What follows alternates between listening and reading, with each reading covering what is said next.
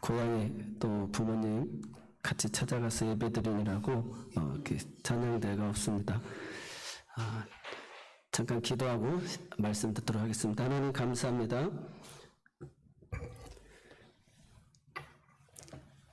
추석 연휴를 우리에게 허락하여 주시고 또 그 연휴 기간에 하나님의 전에 나와 예배하게 하여 주심을 감사합니다.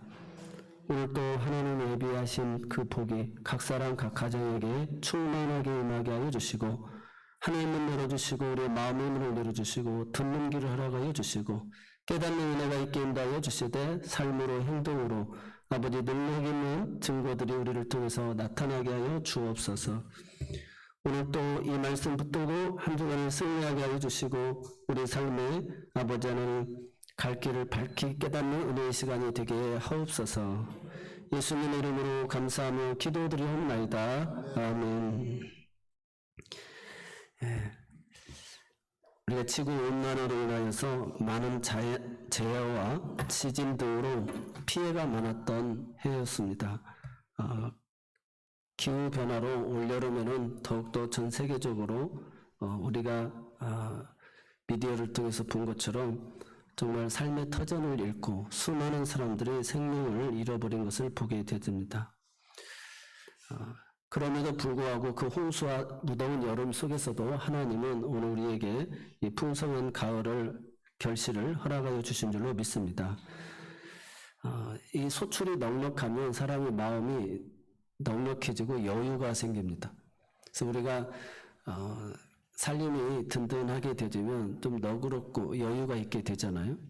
그러나 우리가 넉넉지 못할 때 서로가 신경이 예민해지고 또 조그마한 것에도 관대하지 못하는 경우들을 많이 보게 되어집니다. 그래서 오늘 이 가을에 하나님께서 우리에게 인생의 깊이를 깨닫게 해주는 시간인 것 같습니다. 계절의 변화를 통해 가지고 하나님은 우리에게 이 결실의 계절에 인생에 있어서도 결실의 계절이 있다라는 것을 우리에게 교훈하고 있음을 믿으시기 바랍니다. 그래서 성경은 그래서 씨 뿌리는 비유가 나오고 있어요. 그래서 하나님께서 알곡을 뿌렸다는 거예요. 근데 가라지도 뿌려졌다는 것입니다. 그래서 마태복음 7장 16절로 18절에 보니까 그 열매로 그들을 알지니 가시나무에서 포도를 엉겅퀴에서 무화과를 따겠느냐. 이와 같이 좋은 나무마다 아름다운 열매를 맺고 못된 나무가 나쁜 열매를 맺지 못한다. 그래서 좋은 나무가 나쁜 열매를 맺을 수 없고 못된 나무가 아름다운 열매를 맺을 수 없느니라 이렇게 이야기하고 있습니다. 그래서 우리의 신앙은 무엇을 심었느냐 그 결과는 그 사람이 좋은 나무인지 나쁜 나무인지는 열매를 통해서 알 수 있다는 것이죠. 그런데 우리가 신앙생활 하면서 많은 사람들이 상처와 아픔을 주는 경우가 많이 있습니다. 그런데 주님은 그 가라지를 뽑지 말라는 거예요. 가라지를 뽑다가 알곡도 뽑을 수가 있다는 것입니다. 그래서 내버려 두라. 그래서 추수 때 가면 다 드러나게 되어져 있다라고 이야기하고 있어요. 또 베드로후서를 1장 8절에도 보면 우리가 더욱 믿음에 힘써서 믿음의 덕을 덕의 지식을 지식의 절제를 절제의 인내를 인내의 형제의 형제의 사랑을 더하라. 이로써 너희가 흡족하게 다 만족하게 되어지면 그리스도를 알기에 게으르지 않고 열매 없는 자가 되지 않게 하려 하심이니라. 그러니까 우리 신앙생활이 믿음도 단계가 있다라는 것이죠. 그래서 믿음의 덕을 덕의 지식을 지식의 절제를 절제의 인내를 인내의 형제의를 형제의의 사랑을 더하는 자리에까지 우리 신앙이 단계별로 성장해 가야 된다라는 것을 이야기하고 있어요. 그래서 이 가을에 곡식의 열매가 맺듯이 우리 인생에도 그런 결실이 맺어진다. 그래서 하나님이 원하시는 그런 좋은 열매 우리가 다 맺어야 될 줄로 믿습니다. 그래서 이 인생의 가을을 우리가 생각해 보면서 오늘 본문의 배경과 의미를 살펴보면 이 역사의 마지막 세상 종말의 때에도 하나님께서 예리한 낫을 들고 천사가 이제 때가 다 되었습니다. 벼가 다 익었습니다. 그러니까 수확을 하십시오 해가지고 낫을 들어서 그 곡식을 거두는 장면입니다. 그리고 그 이후의 내용은 포도송이를 거둬들이는 또 내용이 되어집니다. 그래서 그 포도송이는 죄악으로 가득한 그 사람의 죄를 이야기합니다. 죄가 관영하면 하나님의 심판이 반드시 따르게 되어지고 그 포도들을 따서 포도즙 틀에 짜게 되어져서 심판하는 내용입니다. 그래서 곡식은 곡간에 드리고 그 포도즙은 그렇게 짓눌러서 짜서 그런 심판의 상징으로 이야기하고 있어요. 그래서 우리가 하나님의 이 역사, 세상의 종말을 이렇게 되돌아보면 반드시 이렇게 너무 억울하게 죽은 사람 많잖아요. 누굴 탓하지도 못하고 정말 그런 살인자들 우리가 사용도 못하잖아요. 그래서 심판은 하나님께 맡겨두라고 그랬는데 하나님이 마지막 때 그 죄를 범한 그 죄의 형량에 따라서도 하나님 다 심판하시고 또 선하게 행한 일에 대한 그 상급을 하나님이 반드시 주신다는 것이죠. 이게 역사의 교훈입니다. 자연의 또 교훈인 줄 믿으시기 바랍니다. 마태복음 24장 30절로 31절에 보면 그때 인자의 징조가 하늘에서 보이겠고 그때 땅의 모든 족속들이 통곡하며 그들의 인자가 구름을 타고 능력과 큰 영광으로 오는 것을 보리라. 그가 큰 나팔 소리와 함께 천사들을 보내리니 그들이 그의 택하신 자들을 하늘 이 끝에서 저 끝까지 사방에서 모으리라. 영적인 가을에 예수님이 재림하시는 마지막 추수의 때의 모습으로 설명하면서 우리를 다 모은다는 거예요. 그래서 우리가 이 인생의 가을을 맞이하면서 또 영적인 그 인생의 계절 또 가을의 계절을 결실기를 맞이하면서 두 가지를 생각해야 됩니다. 그래서 첫 번째로는 가을에는 반드시 결실이 있어야 된다. 그리고 두 번째로는 우리가 혹독한 겨울을 준비해야 된다라고 하는 이 두 가지 주제의 말씀을 오늘 우리가 가을을 맞이하면서 또 특히 우리 인생의 이 가을을 준비하면서 하나님 주시는 메시지인 줄로 믿습니다. 그래서 가을이라고 하면 가장 먼저 떠오르는 것이 열매고 결실입니다. 그래서 농부가 한 해 동안 온갖 환경과 어려움을 무릅쓰고 일한 결실이 열매로 나타나는 것이죠. 그래서 이사야서 5장 1절로 2절에도 보면 나는 내가 사랑하는 자를 위하여 노래하되 내가 사랑하는 자의 포도원을 노래하리라. 내가 사랑하는 자에게 포도원이 있으며 심히 기름진 산이로다. 땅을 파서 돌을 제하고 극상품 포도나무를 심었도다. 그 중에 망대를 세웠고 또 그 안에 술투를 팠도다. 좋은 포도 맺기를 바랐더니 들포들을 맺었도다. 하나님을 거역한 이스라엘 백성들을 그 농부의 수고로 이렇게 헛된 결실을 맺었다라고 이렇게 비유로 설명하고 있는 내용이 되겠습니다.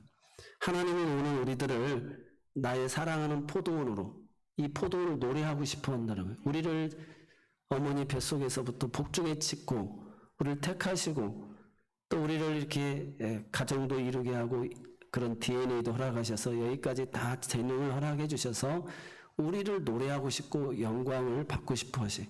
그래서 그는 극상품의 포도나무를 바랬더니 들포도의 열매를 맺었다는 거예요.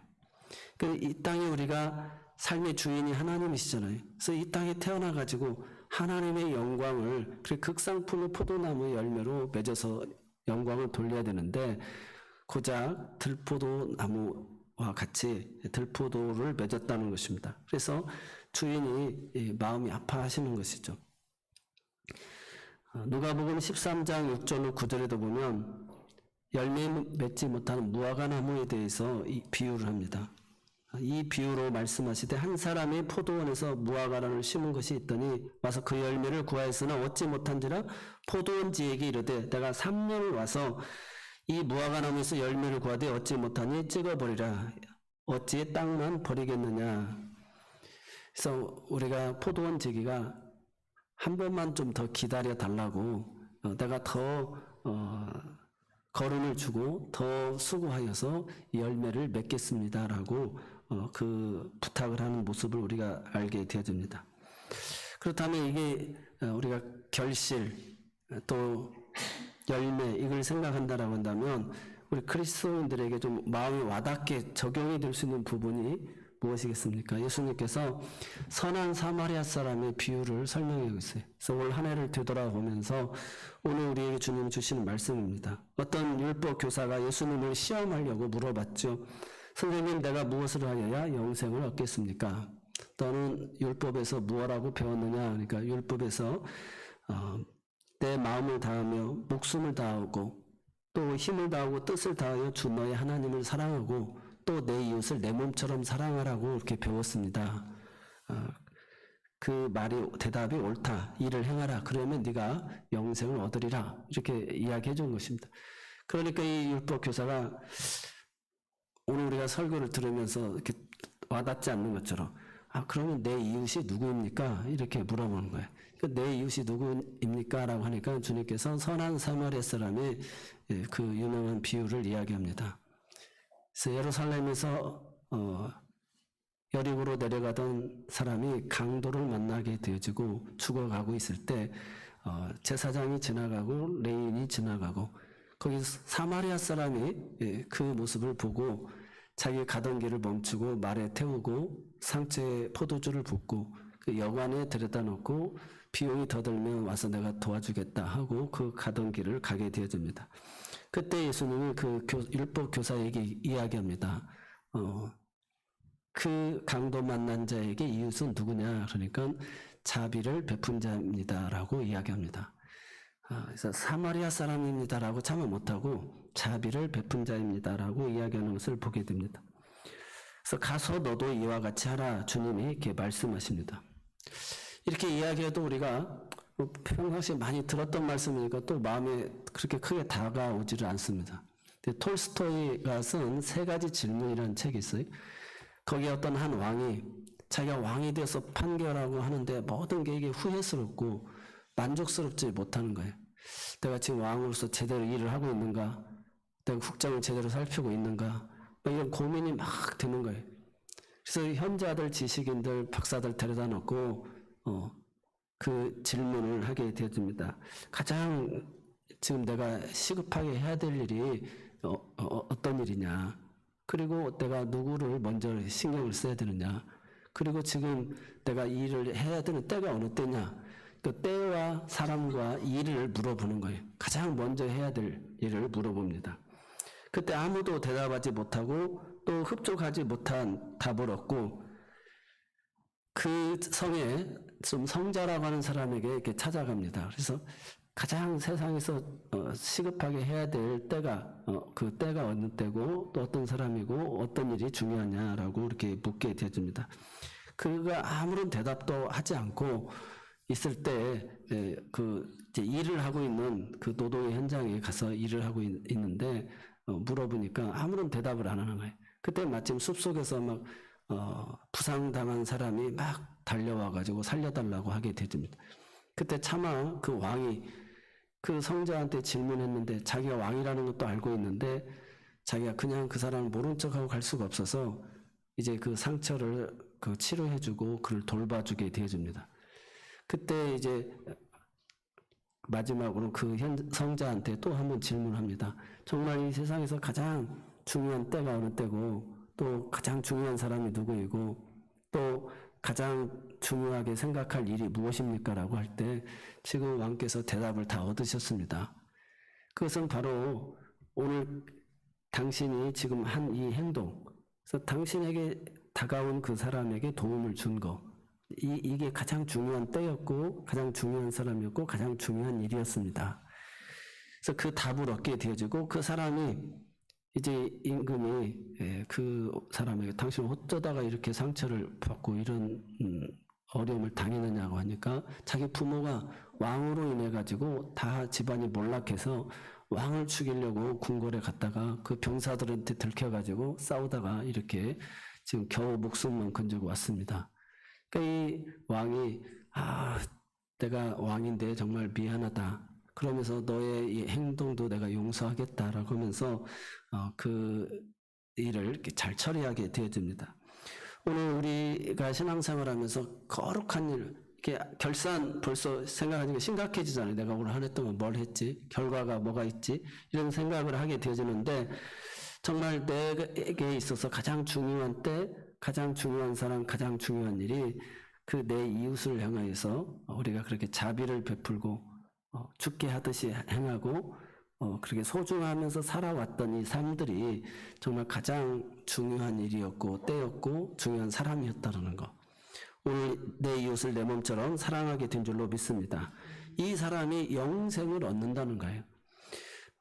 오늘 우리 모두가 각자의 가정에서, 자리에서, 직장에서, 또 신앙의 자리에서 내게 주어진 그 본분의 자리에서 잘 감당한 것, 그것이 주님이 보시기에 가장 큰 자비를 베푼 일인 줄로 믿습니다. 두 번째로는 마지막으로 가을의 혹한의 계절을 우리가 준비해야 되는데, 분명히 사람들의 마음까지도 이 가을은 풍요롭게 하고 즐겁게 하고 넉넉하게 합니다. 그럼에도 불구하고 반드시 이 가을 뒤에는 혹한의 계절이 기다리고 있다는 것, 이것이 우리가 봄, 여름, 가을, 겨울을 계속 맞이하게 하면서 하나님이 경험하게 하는 일입니다. 겨울이 지나면 또 새봄이 오고 또 여름이 오고 또 가을이 오겠죠.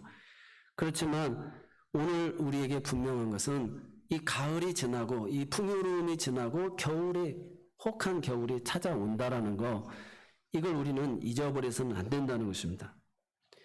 올 때는 순서가 있지만 우리가 갈 때는 순서가 없다고 그러잖아요.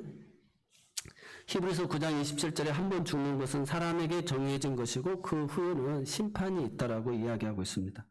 로마서 14장 10절로 12절에도 네가 어찌하여 내 형제를 비판하느냐, 어찌하여 내 형제를 업신여기느냐, 우리가 다 하나님의 심판대 앞에 서리라 기록되으되 주께서 이르시되 내가 사람이니 모든 무릎이 내게 꿇을 것이요 모든 혀가 하나님께 자백하리라. 사랑하는 성도 여러분, 오늘 우리에게 있어서 반드시 심판이 있는데 비판하면 그 비판과 받고 헤아리면 헤아림을 받게 되어진다는 것이죠. 그래서 우리가 다 죄의 값은 사망이어서 한 번 죽는 건 사람에게 다 정해져 있어요. 그리고 우리는 첫째 부활에 다 참여하게 되고 둘째 그 사망에 이르지 않습니다. 그래서 첫 번째 부활한 자들이 복이라고 성경은 이야기하고 있습니다. 그래서 그 내용을 구체적으로 그러면 심판받는데 어떤 심판이냐, 형제를 왜 비판하느냐, 왜 비방하느냐는 거예요. 어찌하여 형제를 업신여기느냐라고 이야기합니다. 그래서 하나님을 그렇게 마음과 뜻과 힘과 목숨을 다해 사랑하면 이웃을 내 몸처럼 사랑하는 것처럼 형제를 향하여서 그렇게 판단하고 정죄하지 말라는 것이죠. 왜 우리가 다 하나님의 심판대 앞에 서서 그때 하나님이 다 판단하시고 심판하신다는 거예요. 그래서 우리가 하나님의 형상을 입었고 하나님의 아들 예수님이 피와 물을 다 쏟으시기까지 사랑한 사람들이라는 거예요. 그래서 오늘 나에게 허락된 내 이웃들, 이분들을 귀히 여기고 불쌍히 여기고 궁휼히 여기고 또 그 모습 속에서 내 모습을 바라보면서 오늘 우리가 그렇게 용서와 사랑을 빌면 하나님께서도 그 소리를 다 듣고 오늘 우리를 그렇게 불쌍히 여기고 궁휼히 여기고 사랑을 베풀어 주실 줄로 믿습니다. 그래서 오늘 나에게 왜 이런 그 용납됨이 없는 삶이 되어질까? 그것은 내가 그런 자비를 베풀지 않았기 때문에 내가 뿌린 그 씨앗의 열매를 내가 거두는 것이라는 것입니다. 그러므로 지금부터 우리가 선한 말을 행하고 또 선한 눈빛과 친절함으로 사랑을 대하게 되어진다면 그 사랑이 다 다가오게 되어질 줄로 믿습니다. 그래서 황금률이 뭐냐? 심은 대로 거둔다는 거예요. 대접받고 싶은 대로 대접을 하라는 것입니다. 그래서 이 명절이 되어지면 자녀들이 부모를 공경하는 모습, 또 서로가 서로를 섬기는 모습들이 되어지죠. 그래서 우리 이제 사돈이 생겨가지고 한우를 엄청 많이 보냈어요. 그래서 굉장히 감사하고 고맙기도 하지만 사돈인데 나 혼자 그거 먹고 다른 것도 줄 수가 없잖아요. 그러니까 또 거기에 맞는 그 인사를 하게 되어집니다. 그래서 심은 대로 거두는구나, 대접받고 싶은 대로 대접을 하는구나 라는 모습을 보면서 인생이 우리가 그 삶의 풍요로움과 행복은 거기에 있다. 그래서 아무것도 하지 않으면 행복이 없는데 선순환이죠. 어차피 내 것인데 그걸 사람을 기쁘게 하고 또 그 사람도 나를 섬김으로 인해서 베푸는 삶을 살게 되고 또 그런 서로가 풍요로운 그런 사랑의 삶을 살게 되어진다는 것입니다. 그래서 오늘 본문 14절 인생의 혹한 길을 준비하시는 주님의 모습입니다. 또 내가 보니 요한이 보니까 흰 구름이 있고 그 구름에 인자 같은 이가 앉으셨는데 그 머리에는 금면류관이 있고 그 손에는 예리한 낫을 가졌더라. 그 예수님께서 세상에 오신 것은 죄로 죽은 인생을 살려주시려고 오셨지만 이제 다시 오시는 주님의 모습은 심판의 주로 오신다는 것입니다. 그래서 오늘 우리에게는 상급의 심판이 있고 믿지 않는 자들에게는 형벌의 심판이 있다는 것입니다. 인생의 겨울을 준비해야 된다는 것입니다. 우리가 사람이 겨울을 나기 위해서도 월동 준비를 하고 먹을 준비를 하는 것처럼 노를 위해서 우리가 준비하는 것처럼 하나님 앞에 심판대 앞에 설 날을 기억하면서 이 풍요로운 때에 인생의 겨울을 준비해야 된다는 것입니다. 그래서 전도서 12장 1절 2절에 보면 너는 청년의 때에 너의 창조주를 기억하라. 곧 곤고한 날이 이르기 전에 나는 아무 낙이 없다고 할 해들이 가깝기 전에 해와 빛과 달과 별들이 어둡기 전에 비뒤의 구름이 다시 일어나기 전에 그리하라. 그러니까 창조주를 기억하라는, 하나님이 온 우주를 창조하시고 우리 각 사람을 다 창조해 주셨다는 것이죠. 그래서 그 창조주 하나님을 기억하면서 살아라. 또 오늘 우리에게 아주 실감이 되는 이야기를 합니다. 그럼 창조주를 기억하면서 산다는 거, 혹한기를 준비하면서 산다는 삶이 어떻게 우리가 적용을 할 수 있을까? 그 인디안들의 풍습에 의하면 그 딸들을 시집 보낼 때 그런 풍습이 있다고 그래요. 그래서 옥수수 밭에 두렁이 여러 개가 있는데 이 옥수수가 잘 자랐을 때 딸들에게 그 두렁 중에 하나를 선택을 해라. 규칙은 자기가 하나 선택하면 이제 못 바꾸는 거예요. 그래서 선택을 하면 선택된 그 두렁에서, 그러면서 그 자리를 지나갈 때 가장 튼실한 그 옥수수를 선택을 하라고 이야기합니다. 대신에 또 규칙은 한 번 지나간 자리는 다시 되돌아오지 못한다는 거예요. 그리고 딱 하나만 선택을 하라고 이렇게 부모가 자녀들한테 가르쳐 준다는 거예요. 그런데 대부분의 확률이 사람들이 선택을 못하고 마지막에 그냥 아무거나 그나마 그거라도 건진다는 거예요. 그래서 그걸 통해서 교훈을 얻게 해준다는 것이죠.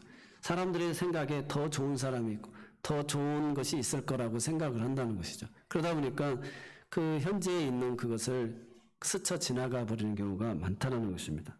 그래서 창조주를 기억하는 것은 하나님이 내게 허락한 그 시간, 그 기회의 때들을 그렇게 죽게 하듯이 정말 그렇게 소중하게 여기면서 행하게 되어지면 그것이 바로 주님에게 행하신 일이 되어지고 우리 인생에 후회함이 없는 인생이 되어지고 심판의 날에 주님으로부터 잘했다 칭찬받는 그런 은혜를 얻게 되어줄 줄로 믿습니다. 오늘 우리에게 시간과 기회가 주어졌을 때 이 기회를 후회하는 인생으로 살지 말라는 것입니다. 누가복음 12장 47절로 48절에 주인의 뜻을 알고도 준비하지 아니하고 그 뜻대로 행하지 아니한 종은 많이 맞을 것이요 알지 못하고 맞을 일을 행한 종은 적게 맞으리라.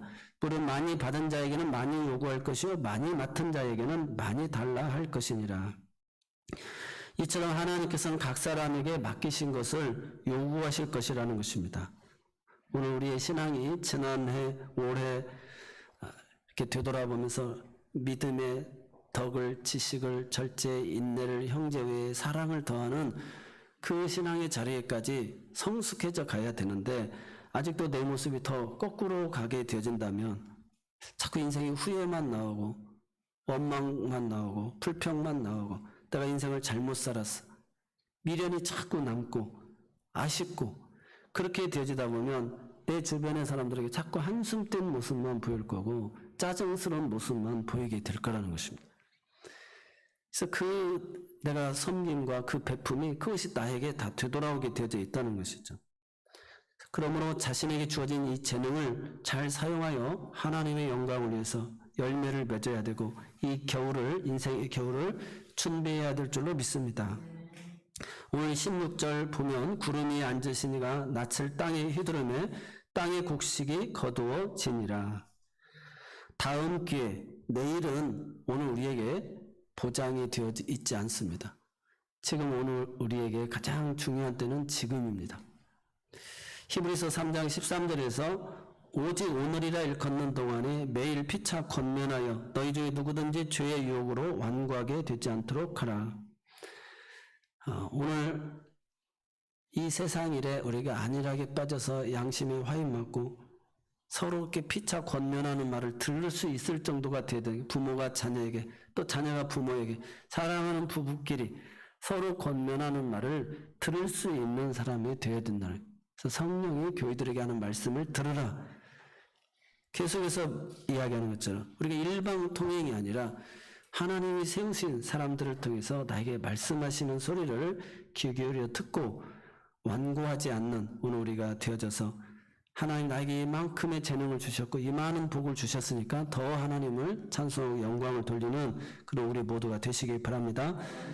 오늘 히브리서 9장 27절 한 번 죽는 것은 사람에게 정해진 것이고 그 후에는 심판이 있으리라. 오늘 다음 기회가 없음을 알고 오늘 지금 내 곁에 있는 사람, 이 지금 하고 있는 일이 가장 소중한 것임을 알고 주님 앞에 서는 날 잘했다 칭찬받는 오늘 우리 모두가 되시기를 주의 이름으로 축원합니다. 기도하겠습니다. 사랑의 하나님, 오늘 이제 우리의 심판이 그리 멀지 않았습니다. 그렇지 않다 할지라도 인생의 밤이나 혹한의 겨울이 언제 닥칠지 모릅니다. 그럼에도 불구하고 아직 기회가 있습니다. 영원한 생명을 위하여 열매를 맺고 하나님을 만날 준비를 잘 감당해 나가는 우리 모두가 되게 하여 주옵소서. 언제라도 주님 앞에 섰을 때 부끄럽지 않고 또 주님 내 생명을 불러갔을 때 정말 아쉽지 않는 최선을 다한 최고를 다하는 그런 순간순간의 삶이 되게 하여 주옵소서. 예수님의 이름으로 이 모든 걸 감사하며 기도드리옵나이다. 아멘.